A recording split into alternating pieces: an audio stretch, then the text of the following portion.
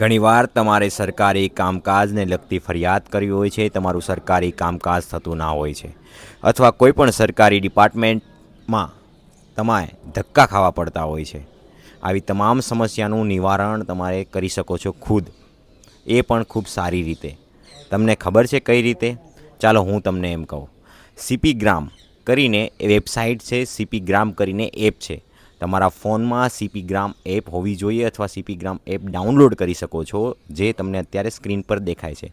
અથવા જે વેબસાઇટ આ સ્ક્રીન પર દેખાય છે, એ વેબસાઇટ પરથી તમે જઈને સર્ચ કરી શકો છો.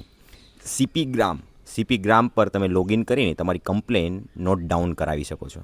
કોઈ પણ સરકારી કામકાજ અથવા કોઈ પણ સમસ્યા તમારી સાંભળતી ના હોય, અથવા કોઈ પણ ડિપાર્ટમેન્ટની સમસ્યા હોય, તેનું તમે ત્યાં કમ્પ્લેન અથવા ફરિયાદ બધી ડિટેલ્સ આપીને નોંધાવી શકો છો, લખી શકો છો. કમ્પ્લેન નોંધાવ્યા પછી, ફરિયાદ નોંધાવ્યા પછી તમારી કમ્પ્લેન અથવા સમસ્યાનું 100% નિવારણ થશે. ઘણા એવા દાખલા અને ઉદાહરણો છે, તમે જોઈ શકો છો સીપી ગ્રામ પર કેવી કેવી કમ્પ્લેનો આવી છે. હું તમને 2 થી 3 ઉદાહરણ આપું. એક ગેસ સિલિન્ડર ઓછા વજનવાળો ઘરે ડિલિવર થયો હતો. તે વજન માટે તેની કમ્પ્લેન કરી હતી તે કંપનીને, પણ તે કંપની સાંભળતી નથી.